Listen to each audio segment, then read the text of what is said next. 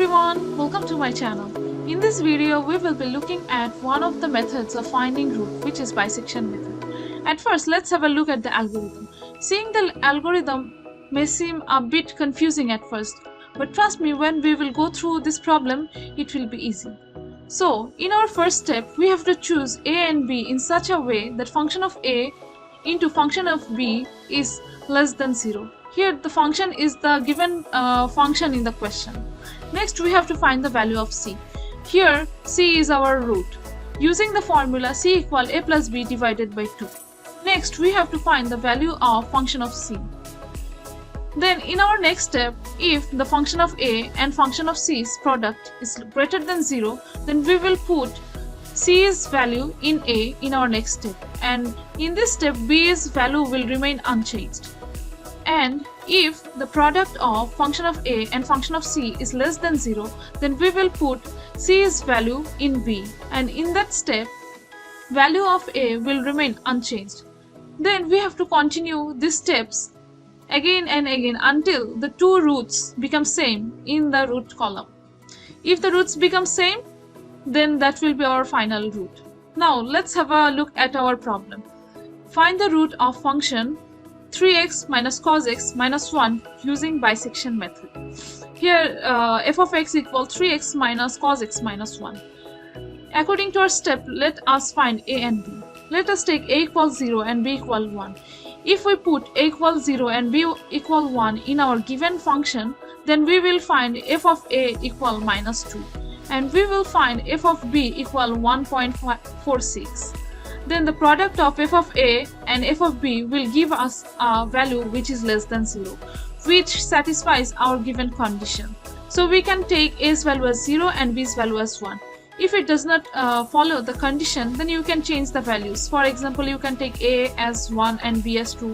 Then if it also doesn't change, then you can take a as 2, b as 3, this way.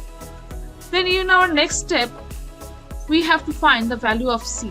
For that, let's make a table where let us write a, b, f of a, f of b, then c, then f of c, because we will need these things according to our algorithm.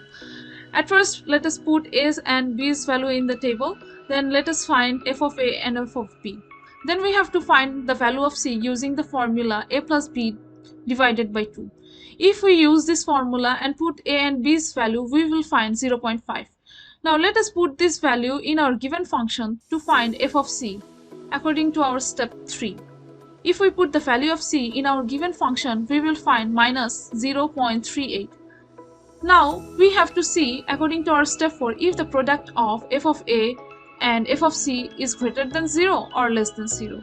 Here we can see the product of f of a, which is minus 2, and minus 0.38 is a positive number, which means it is greater than 0. So we will put the value of c in a. Here the value of c is 0.5, so we put the value of c in a here, and value of b will remain unchanged as our previous step. Then we have to continue this same step here again.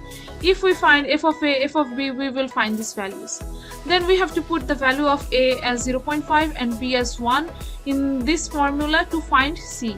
Then we will see in our second step, we will find the value of c as 0.75. Then if we put the value of this c in our given function, we will find 0.52.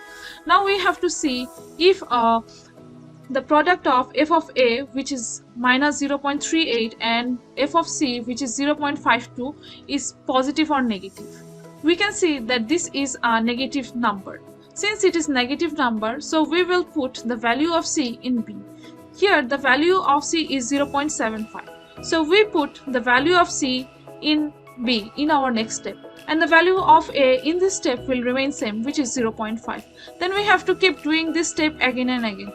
Then we will see that at one step we will find the value of c, which is our root, as 0.61. Then again also after another step we will find 0.61 again. Since we have got two roots as the same value, so this will be our final root, and which is our step 5. So our final root is 0.61. So that's it. I hope you have understood. If you don't, just go through this video again. So that's it for now. Thank you.